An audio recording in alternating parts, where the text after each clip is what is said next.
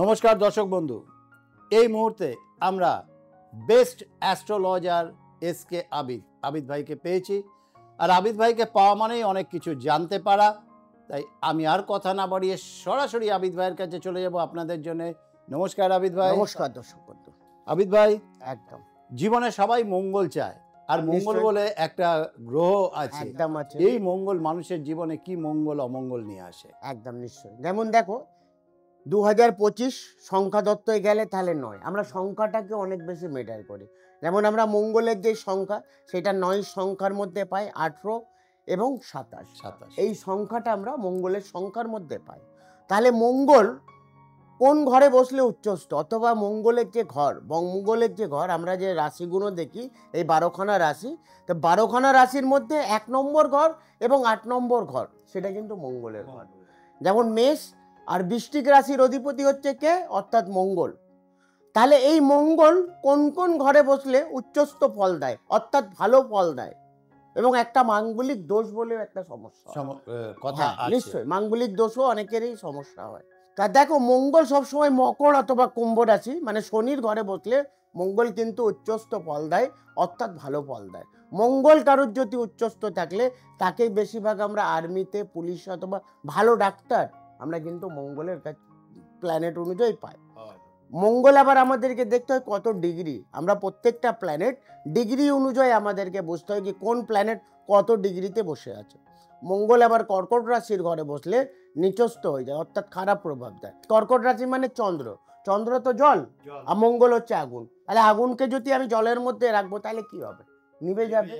এইবারে মাঙ্গলিক দোষ, অনেকে মাঙ্গলিক দোষ কাদের, অনেকেই বলে আংশিক মাঙ্গলিক, সেইগুলো আমি করি না। আমি মাঙ্গলিক কারা, যাদের লগ্নতে মঙ্গল তারা মাঙ্গলিক, যাদের 4th হাউসে মঙ্গল তারা মাঙ্গলিক, যাদের 7th হাউসে মঙ্গল তারা মাঙ্গলিক, যাদের 8th হাউসে মঙ্গল তারা মাঙ্গলিক, অথবা যাদের 12 নম্বর ঘরে মঙ্গল বসলে তারা মাঙ্গলিক। এই মাঙ্গলিকের মধ্যে একটা সমস্যা হয়, অনেকে ভাবে মাঙ্গলিক হলেই ডিভোর্স হবে, সেটা নয়। মাঙ্গলিক হলে মানে দেখো যার 7 to 7, আমরা যে লগ্ন দেখি লগ্ন থেকে 7 মানে 7 নম্বর ঘরে যদি কারোর যদি মঙ্গল থাকে, কেন 7th হাউস হচ্ছে আমাদের বিয়ের জায়গা, অর্থাৎ ওকে আমরা জয়া ভাব বলি, বিয়ের ভাব বলা যায়। সেখানে যদি মঙ্গল থাকলে অথবা যারা জাতক অথবা জাতিকা তার অপোজিট যদি মাঙ্গলিক না হলে তার কিন্তু ডিভোর্স। 7th হাউসটা আমাদেরকে পার্টিকুলার দেখতে হয়। 8th হাউসে কারোর যদি মঙ্গল, তার বিবাহিত জীবন নিয়ে যে বেশিরভাগ আমরা মেল হো অথবা ফিমেল হো, যারা যদি মাঙ্গলিক দুজনা না হলে তার কিন্তু একটা বড় দুর্ঘটনা, অ্যাক্সিডেন্টের যোগ তৈরি করে। 12 নম্বর ঘরে কারোর যদি মঙ্গল বসে গেলে তখন কিন্তু সমস্যা আছে, রক্তপাতের সমস্যা। লগ্নতে কারোর যদি মঙ্গল থাকলে মহিলাদের ক্ষেত্রে বেশিরভাগ গাইনোলজিক প্রবলেম, আর পুরুষদের ক্ষেত্রে বেশিরভাগ তারা প্রচণ্ড হট মানে প্রচণ্ড রাগী, প্রচণ্ড মাথা গরম, যাদের লগ্নতে মঙ্গল। 4th হাউসে আবার কারোর যদি মঙ্গল থাকলে তার আবার মায়ের মানে 4 নম্বর ঘর থেকে আমরা মা এবং বাস্তু দেখি। 4 নম্বর ঘরে কারোর যদি মঙ্গল নিচস্থ কর্কট রাশির ঘরে থাকলে তার আবার একটা ব্লাড রিলেটিভ না, তার প্রেশার প্রচণ্ড লো হয়, তার ব্লাড প্রেশারের জায়গায় সমস্যা আছে। মঙ্গল একটা এরকম প্ল্যানেট। মঙ্গল কি হচ্ছে, মঙ্গল হচ্ছে আমাদের যে শরীরের মধ্যে ব্লাড, তাকে আমরা মঙ্গল বলি। মঙ্গল থেকে আমাদের রাগ, হিংসা, জ্বলন আমরা মঙ্গল থেকে পাই। নারী জ্যোতিষে মঙ্গলই আমাদের বিয়ের কারক, অর্থাৎ নেক্সট যে জেনারেশন যেটি সন্তান সেটা আমরা মঙ্গলের মাধ্যমে পাই। কেন একটা বাচ্চা যখন জন্মায় 3 মাস অবধি মঙ্গলের মধ্যে প্রমাণ পায়, বেশিরভাগ 3 মাস অবধি একটা রক্ত ঢেলা তৈরি হয়, সেখান থেকে আকাশ তত্ত্ব অর্থাৎ বৃহস্পতি তার মধ্যে প্রাণ আসে। প্রাণ কবে আসে, এটা 3 মাস পরে একটা বাচ্চা যখন জন্মায় তার মধ্যে প্রাণ আসে। তাহলে আমাদেরকে পার্টিকুলার মঙ্গল এই ঘরে, যেমন মকর অথবা কুম্ভ রাশির ঘরে যদি মঙ্গল বসে গেলে তখন কিন্তু উচ্চস্থ ফল দেয়, অর্থাৎ ভালো ফল দেয়। মঙ্গল যদি মীন রাশি অথবা কর্কট রাশির ঘরে বসলে নিচস্থ অর্থাৎ খারাপ প্রভাব দেয়, দুর্ঘটনার যোগ তৈরি করে। মঙ্গলের যে সংখ্যা 9, 18 এবং 27, এই সংখ্যা হচ্ছে মঙ্গলের সংখ্যা।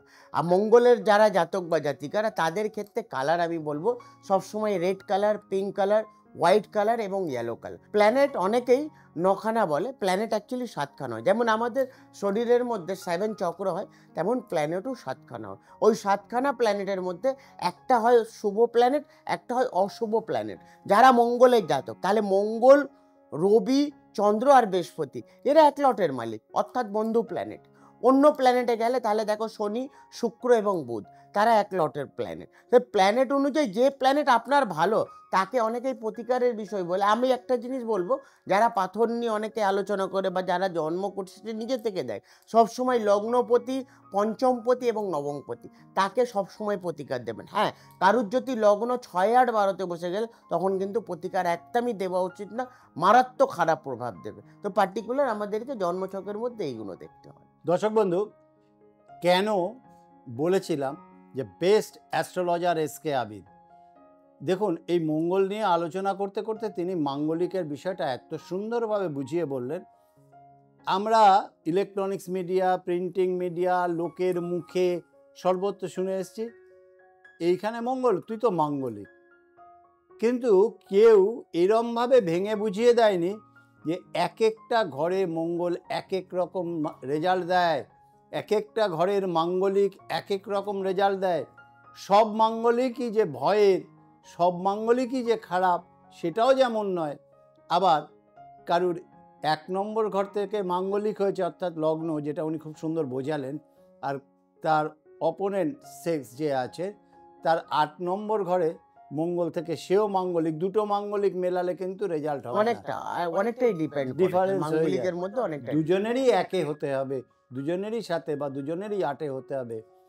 এই জায়গাটা এইভাবে কেউ বোঝায়নি, সেই কারণেই তিনি বেস্ট অ্যাস্ট্রোলজার। যাওয়ার আগে ছোট্ট একটা প্রশ্ন আমি রাখবো আপনাদের হয়ে। মাঙ্গলিকের যদি খারাপ এফেক্ট থাকে একদম সেখান থেকে যিনি আপনার কাছে আসছে ক্লায়েন্ট, একদম তাকে কি বের করে আনা যায়? যদি একটু বলে দেন। নিশ্চয়ই আনা যায়। দেখো, মঙ্গল বেশিরভাগ আমরা অনেকেই দেখি একজনা মাঙ্গলিক নয়। কেন মঙ্গল কি হচ্ছে? মঙ্গল হচ্ছে অগ্নিতত্ত্ব। আমাদের শরীর পঞ্চতত্ত্ব দ্বারা গঠিত, অগ্নি, পৃথিবী, বায়ু, জল, আকাশ। তাহলে অগ্নিতত্ত্ব যেহেতু জল তত্ত্বর মধ্যে জীবনে ডিপেন্ডস হতে পারে, কেন জল আর আগুন জীবনে বন্ধু হতে পারে না। আমাদেরকে এই পার্টিকুলার তথ্যগুলো দেখতে হয়, কোন তথ্য কার সঙ্গে ম্যাচিং হয়।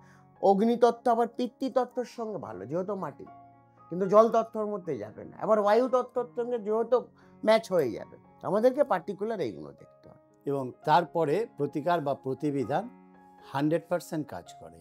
তাই দর্শক বন্ধু, সময় নষ্ট না করে যে নাম্বারটা স্কলিংয়ে দেখতে পাচ্ছেন, এই নাম্বারে ছোট্ট একটা ফোন করে সরাসরি আবিদ ভাইয়ের সঙ্গে যোগাযোগ করুন। জীবনের স্বপ্ন পূরণ হতে বাধ্য বাধ্য বাধ্য। আর অনুষ্ঠান যারা দেখছেন প্রত্যেকের কাছে একটাই রিকোয়েস্ট, চ্যানেলটাকে সাবস্ক্রাইব করুন, লাইক শেয়ার করতে ভুলবেন না। যিনি সব থেকে বেশি শেয়ার করবেন ওনার জন্যে এসকে আবিদ ভাইয়ের তরফ থেকে পুরস্কার আছে, অবশ্যই এসে নিয়ে যেতে পারবেন। কিন্তু সেটা দেখাতে হবে আপনি যে সাবস্ক্রাইব শেয়ার করেছেন। একদম। আজকে বিদায় নেব, আবার নতুন অনুষ্ঠান নিয়ে আরেকদিন হাজির হব আপনাদের সামনে। নমস্কার। নমস্কার দর্শক।